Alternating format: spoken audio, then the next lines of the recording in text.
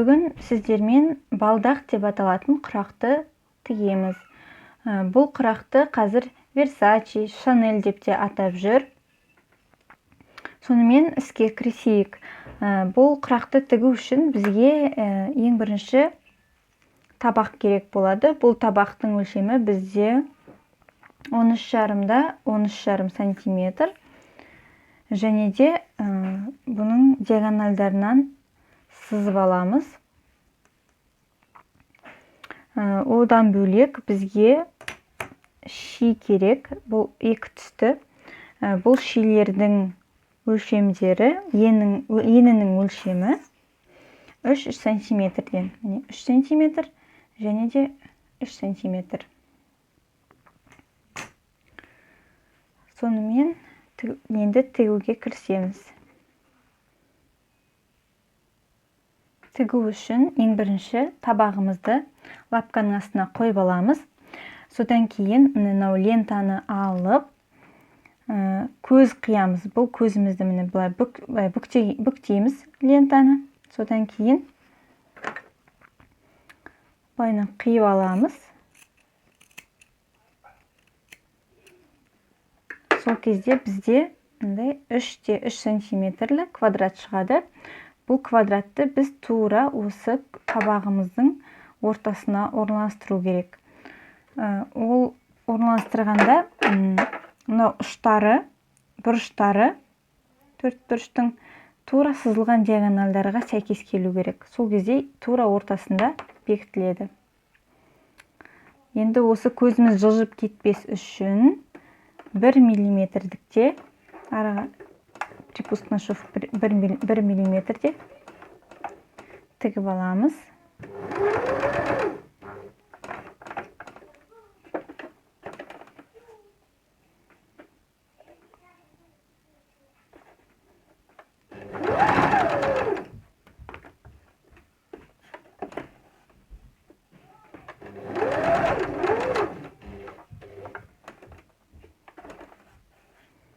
Артық жіпті қиып тастайық.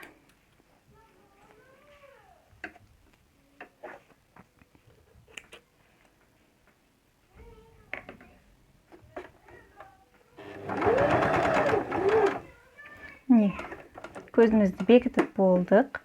Енді енені ең жоғары деңгейге көтереміз. Содан кейін тартамыз табағымызды. Енді келесі түсті тігеміз.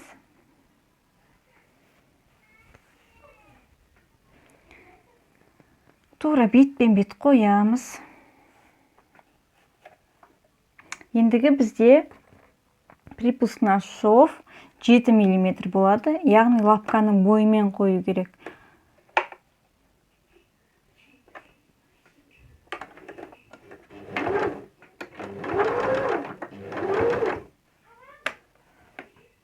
Астындағы көздің мөлшерімен бірдей қылдырып қиямыз.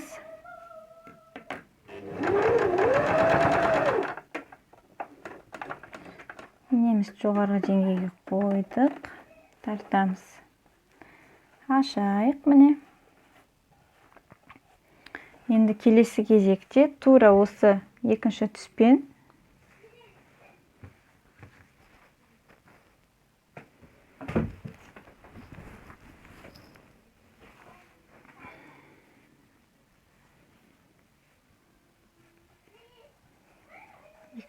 тігеміз. Тіктеп қойдық.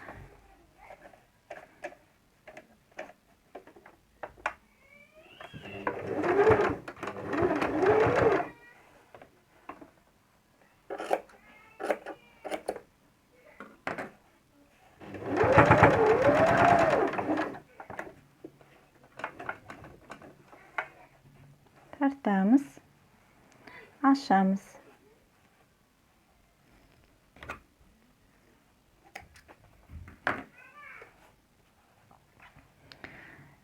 Енді қарап тұрсаңыздар, бізде күлгін түстен керісінше Г әрпі шықты. Енді бізге тура осыны ақшыл түспен жасау керек. Біз қазір ақшыл түстен керісінше Г әрпін жасаймыз.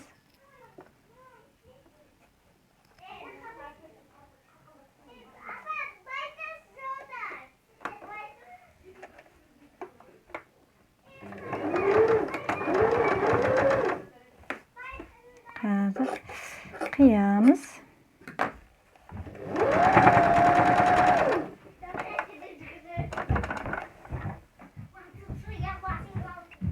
Міне қарап тұрсаңыздар, Г әрпі бір, екінші Г әрпі шықты. Ендігі бізде кезекте осы Г әріптерінің аяқтары бар ғой, соларды жалғап отыратын боламыз. Қазір міне ақшыл түсті Г әрпін жалғаймыз, содан кейін күлгін түсті Г әрпін жалғаймыз. Солайынан құрақтың соңына дейін табақ әбден толғанша жалғастыра береміз. Міне қоямыз әдемілеп.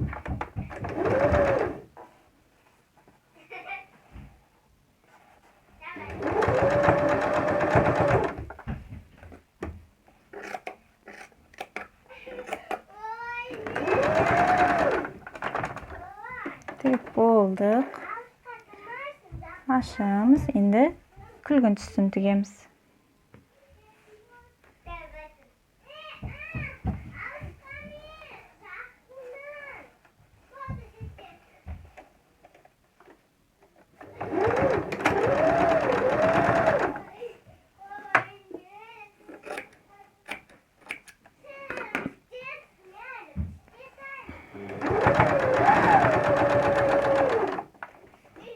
Инеміз ең жоғары деңгейге қойып, табағымызды тартамыз.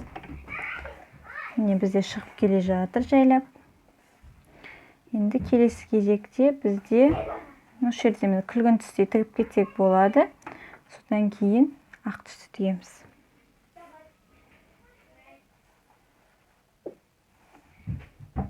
Күлгін түсті тігеміз.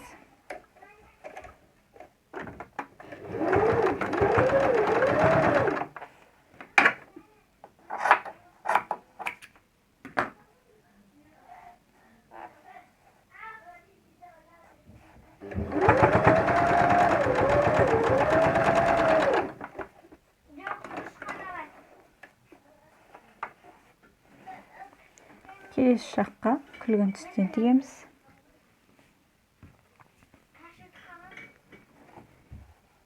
Байқап отырсаңыздар, мен аяқтарынан жалғап жатырмын. Г әрпі басталып кетіп еді ғой, міне. Г әрпінің аяғын жалғадым, одан кейін одан жалғадым. Міне Г әрпі болды, одан аяғын жалғадым. Енді содан әрі қарай жалғастырып жатырмын.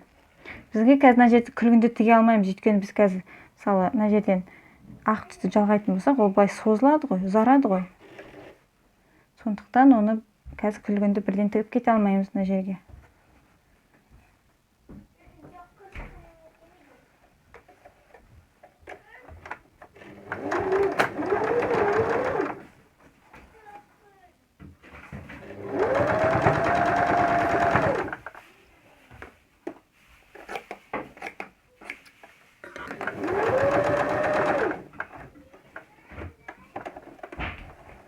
Тартамыз, ашып қараймыз, әр кезде тексеріп отыру керек.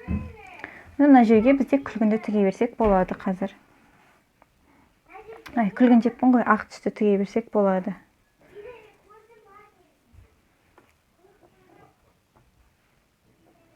Қазір әдемілеп қоямыз.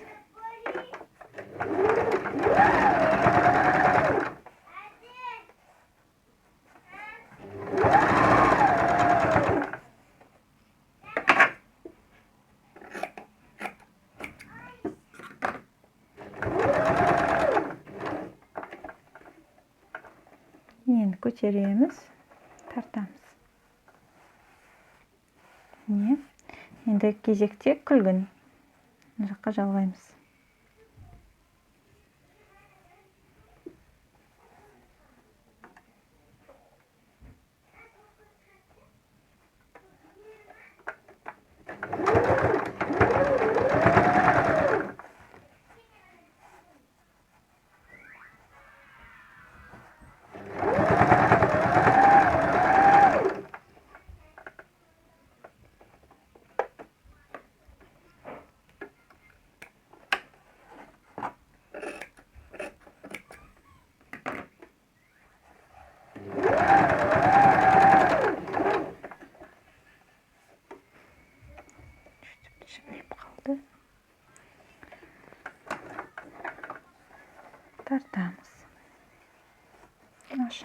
Қараймыз.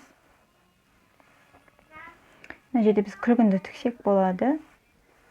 Енді кезекте күлгін түс.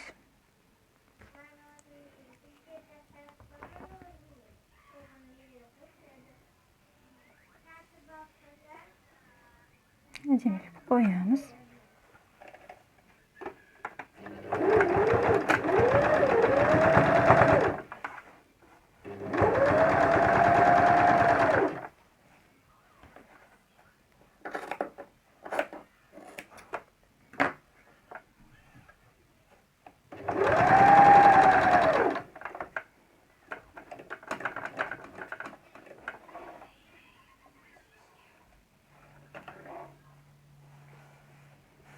Енді мына жақта күлгін түсті тігеміз.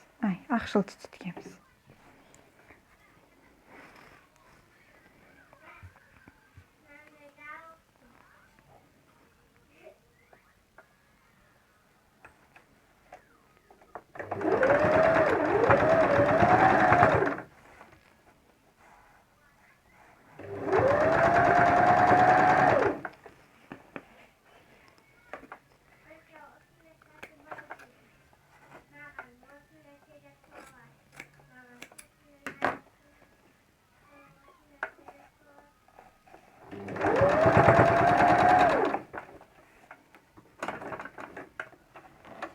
Тартамыз.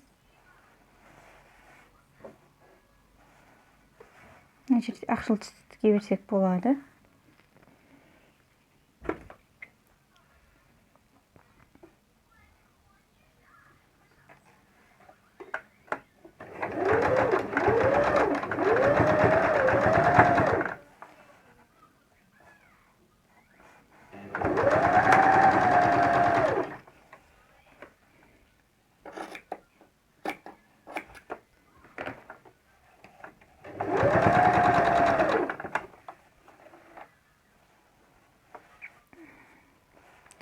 Ендігі кезекте күлгін түс тігеміз мына жаққа.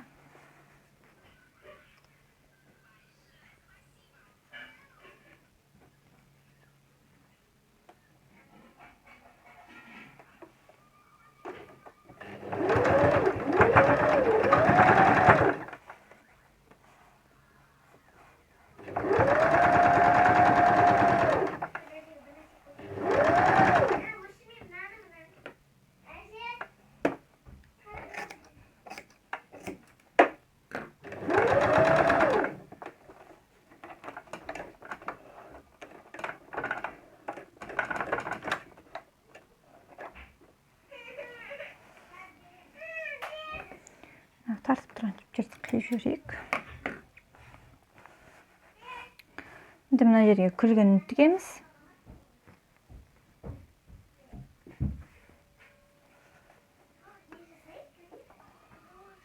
Жетейін екен.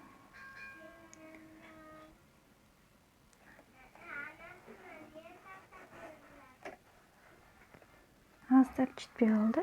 Басқасын аламыз.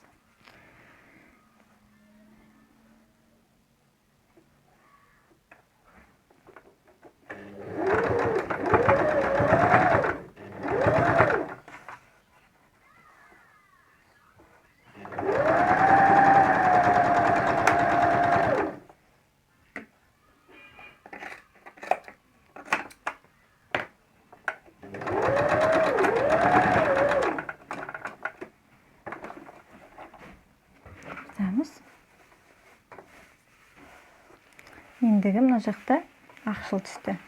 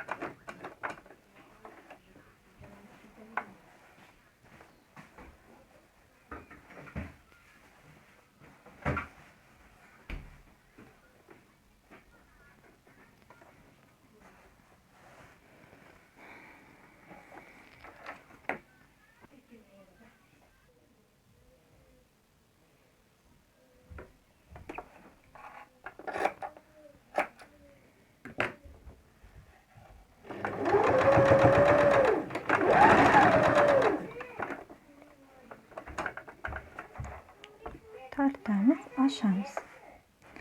Енді осы құрақтың шет-шетін 1 мм бекітіп шығамыз.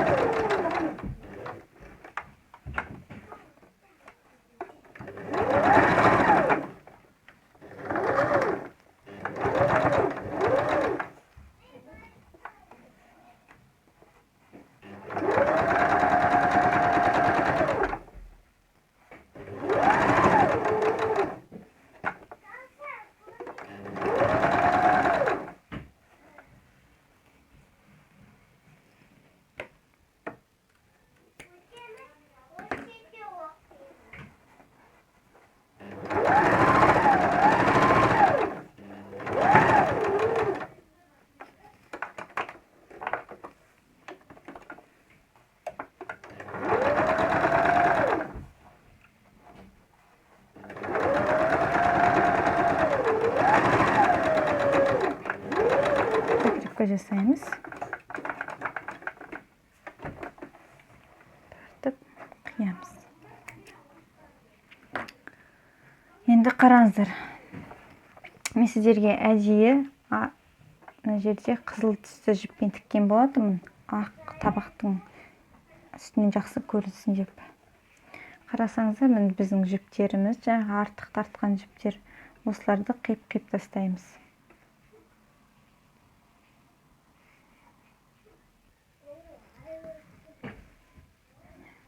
Түптерінен жіптің алып, мына жақтан қиып-қиып тастауға болады. Тазалаймыз. Немесе осылай қалдырсаңыздар да ештеңе етпейді. Бұл бәрібір құрақ тігілген кезде бұйымның ішкі жағына кетеді. Сондықтан ештеңе етпейді, көрінбейді.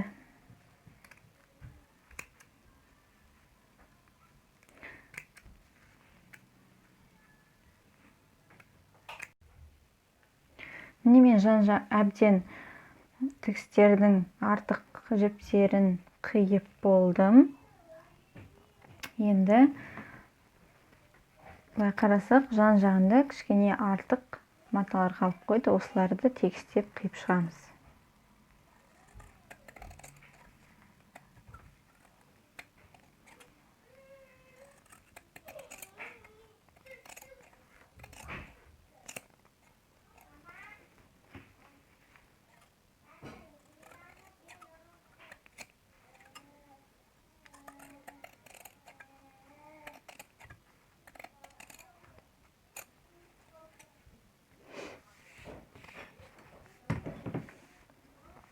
Міне осымен балдақ құрағымыз дайын.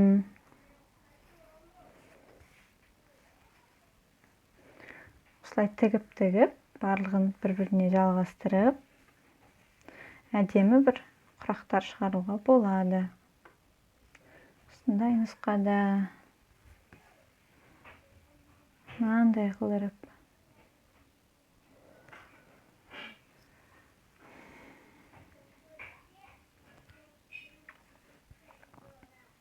Барлықтарыңызға сәттілік. Осындай құрақты тігіп байқап көріңіздер.